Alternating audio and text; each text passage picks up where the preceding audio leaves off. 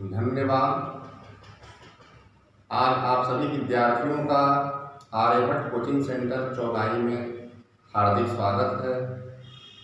आज मैं लेकर आया हूँ इंटर सेकेंड ईयर के अंतर्गत ऑर्गेनिक केमिस्ट्री से यानी कार्बनिक रसायन से सबसे पहले पाठ का कुछ टॉपिक्स। जैसे पहला पाठ है उसमें हेलोएल्केन और हेलोबेंजीन। तो हेलोएल्केन क्या है और हेलोबेंजीन क्या है ये सब हम क्लास में आप सभी को बता चुके हैं। आज इस पाठ का सबसे अंतिम टॉपिक है पॉलीहेलोजन कंपाउंड्स अर्थात बहुहेलोजन यौगिक। तो बहुहेलोजन यौगिक क्या है, कैसे बनता है? तो ये हाइड्रोकार्बन और हेलोजन वर्ग के तत्वों से मिलकर के बना होता है। हाइड्रोकार्बन क्या है?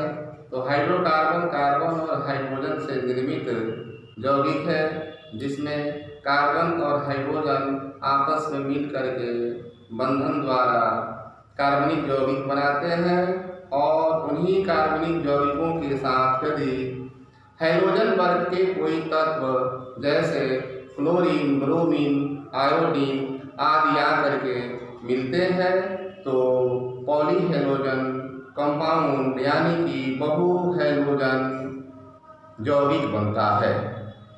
इस पाठ में इन्हीं बिंदुओं पर अध्ययन करना है। कार्बन, हाइड्रोजन और हेलोजन वर्ग के तत्वों में कौन कौन से तत्व कार्बन और हाइड्रोजन के साथ संपर्क साधते हैं और यौगिक बनाते हैं। तो इस पाठ में महत्वपूर्ण क्या क्या है? तो सबसे पहले इसमें पढ़ना है एथिल ब्रोमाइड क्या है। एथिल ब्रोमाइड प्रयोगशाला में कैसे बनाया जाता है, इसके गुण क्या है, इसके उपयोग क्या है। इसके बाद दूसरा यौगिक है एथिल आयोडाइड। एथिल आयोडाइड प्रयोगशाला में कैसे बनाया जाता है, इसके क्या गुण हैं, इसके क्या उपयोग हैं। गुण चूंकि दो प्रकार के होते हैं, भौतिक गुण और रासायनिक गुण।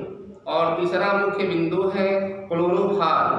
तो क्लोरोफॉर्म कैसे बनाया जाता है, इसमें कौन कौन से पदार्थ शामिल हैं, इसके क्या उपयोग हैं, इसके क्या गुण हैं। और इसके बाद जो हेलोबेंजीन नामक टॉपिक है तो हेलोबेंजीन में क्लोरोबेंजीन और ब्रोमोबेंजीन कैसे बनाया जाता है, इनके क्या उपयोग हैं। और अंत में पॉलीहेलोजन यौगिक पढ़ने हैं जो कि आपके समक्ष श्वेत पटल पर लिखा है। देखिए लिखा है, सबसे पहला पाठ है ये हेलोएल्केन और हेलोबेंजीन। यह ऑर्गेनिक केमिस्ट्री का चैप्टर है। ऑर्गेनिक केमिस्ट्री अर्थात कार्बनिक रसायन।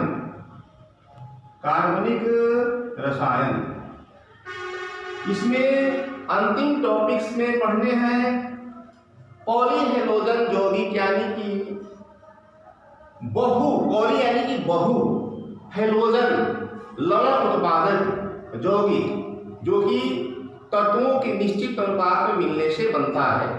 तो इसमें सबसे पहले पढ़ना है डाइक्लोरोमेथेन के बारे में। डाइक्लोरोमेथेन क्या है, इसके क्या गुण हैं और इसके क्या उपयोग हैं।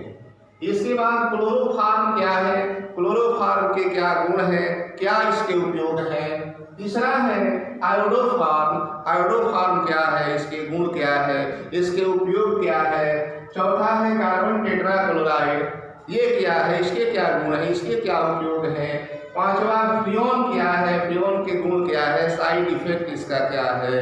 इसके बाद अंतिम छठवा डाइक्लोरो डाइफेनिल ट्राइक्लोराइड एथेन, ये क्या है, इसे हम डीडीटी के नाम से जानते हैं। इसके गुण क्या है, इसके उपयोग क्या है। तो आइए हम सभी विद्यार्थी बारी बारी से इन पॉलीहेलोजन यौगिकों के बारे में अध्ययन करें। सबसे पहले आए हम देखें कि डाइक्लोरोमेथेन क्या है।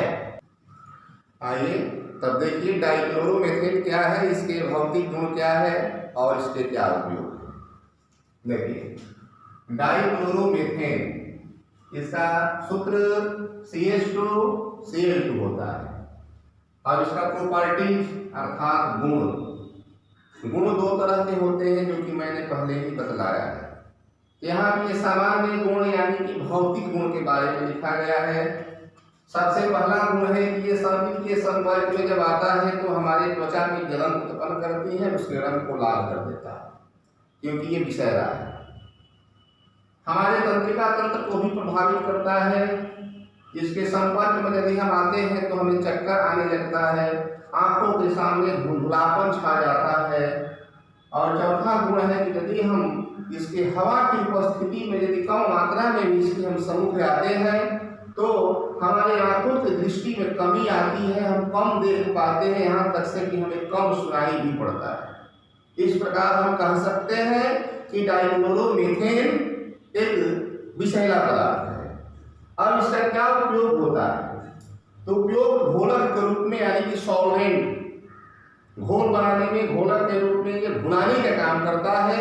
जैसे मकानों की जब पेंटिंग होती है, पेंट जब गाढ़ा पड़ जाता है तो उसमें कुछ हम पतला पदार्थ मिलाते हैं जिसे कि हम व्यापारी के नाम से थिनर कहते हैं, तो वही डाइक्लोरोमीथेन ही घोलक के काम करता है। इसके बाद पेंट छुड़ाने वाले पदार्थ के रूप में भी इसका उपयोग किया जाता है। जैसे कोई पेंटर पेंट करता है तो हाथों में जब पेंट लग जाता है तो उसको छुड़ाने के लिए इसी यौगिक का उपयोग करता है डाइक्लोरोमीथेन का। और इससे कई प्रकार की दवाएं बनाई जाती हैं, यानी औषधि निर्माण में भी डाइक्लोरोमीथेन का उपयोग किया जाता है। तो इस प्रकार हम यहाँ आप लोगों को संक्षिप्त रूप में डाइक्लोरोमीथेन के बारे में बतलाया कि डाइक्लोरोमीथेन के गुण क्या है और इसके क्या उपयोग है। तो अब आइए इसके बाद दूसरा जो क्लोरोफॉर्म है उसका गुण क्या है, उसका क्या उपयोग है, तो आइए देखिए। अब आइए क्लोरोफॉर्म के बारे में। तो क्लोरोफॉर्म क्या है? तो क्लोरोफॉर्म को ट्राइक्लोरोमीथेन के नाम से भी जाना जाता है। क्या चीज? तो ट्राइक्लोरोमीथेन। आइए इसके हम गुण को बताते हैं। सबसे पहले इसका गुण ये है कि इसके सूंघने से सर दर्द एवं चक्कर आ जाता है। ठीक है, यह लीवर तथा किडनी यानी वृक्क को हानि पहुंचाता है। और ये वायु के संपर्क में जब आता है तो ऑक्सीकृत हो जाता है और ऑक्सीकृत होकर के एक यौगिक बनाता है जो कार्बोनिल क्लोराइड कहलाता है। कार्बोनिल क्लोराइड को फाजिल के नाम से भी जाना जाता है। इसका सामान्य सूत्र COCl2 होता है, यही फाजिल का सूत्र है। अब इसका क्या उपयोग है, यूज क्या है? यूज क्या है?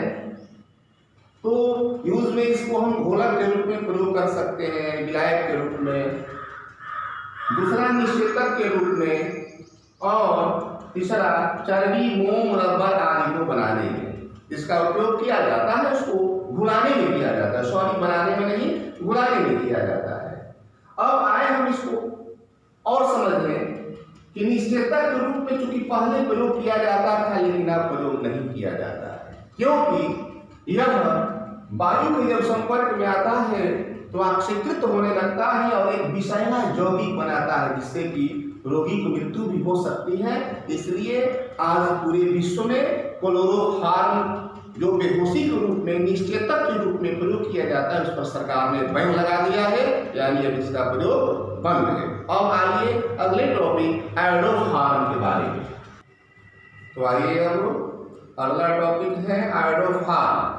तो आयोडोफॉर्म को हम क्या कहते हैं? तो आयोडोफॉर्म को एक नाम है ट्राई आयोडोमेथेन।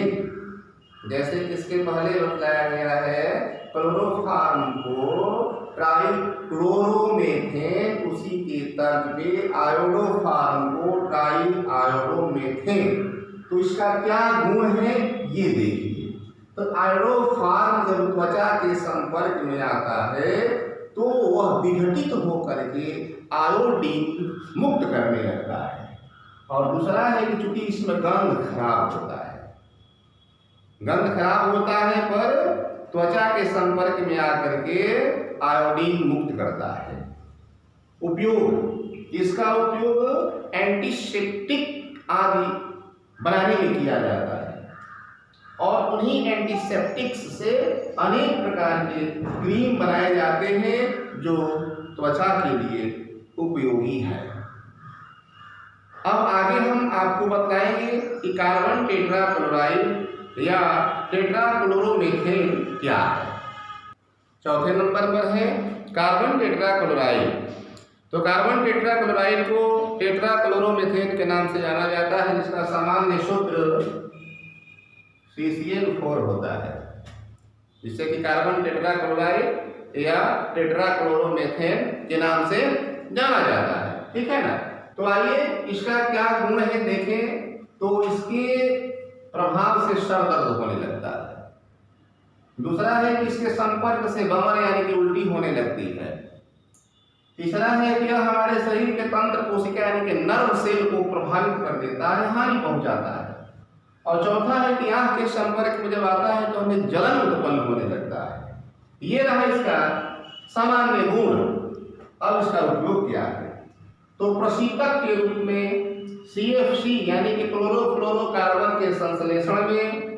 तीसरा है पायरीन नाम से प्रचलित अग्निशामक के रूप में, आग बुझाने वाले यंत्र के रूप में। और चौथा है ड्राई क्लीनिंग अभिकर्मक के रूप में, यानी कि जो ड्राई क्लीनर्स होते हैं, सूखी विधि से कपड़ों को धोते हैं, उसमें इसका उपयोग किया जाता है। तो इस तरह से हमने आप लोगों को पॉलीहेलोजन यौगिक के अंतर्गत 4 यौगिकों का अध्ययन कराया, जिसमें डाइक्लोरोमीथेन है, इसके बाद क्लोरोफॉर्म, आयोडोफॉर्म और कार्बन टेट्राक्लोराइड। अब हम हर दिन की साथ आज कुछ प्रश्न भी दूंगा। जैसे कि पहले के वीडियो में मैंने प्रश्न दिया है कि अब आप बताएं, तो उसी के तर्ज पे आज भी मैं आप सभी को कुछ प्रश्न देना चाहता हूं और उन प्रश्नों का उत्तर आप कमेंट बॉक्स में लिख करके देंगे। तो आइए देखें, अब आप बताएं। अब आप बताएं। तो अब आप बताएं के अंतर्गत 5 प्रश्न हैं, जिनमें पहला क्वेश्चन है कि निम्नलिखित का सूत्र लिखें। डाइक्लोरोमीथेन का सूत्र क्या है, क्लोरोफॉर्म का सूत्र, आयोडोफॉर्म का सूत्र और कार्बन टेट्राक्लोराइड का सूत्र। सिर्फ सूत्र लिखना है। दूसरा क्वेश्चन है कि हेलो एल्केन का सूत्र लिखें। तीसरा है कि हेलो बेंजीन का सूत्र लिखें। चौथा है DDT का पूरा नाम क्या है और 5वां है CFC का पूरा नाम क्या है। तो इन सभी प्रश्नों का उत्तर आप ABC 24 चैनल में कमेंट बॉक्स में लिखेंगे और जो कोई भी संदेह होगा तो कमेंट के माध्यम से या फोन के माध्यम से हमसे संपर्क करेंगे। अब इसी के साथ आज की ऑनलाइन कक्षा समाप्त की जाती है।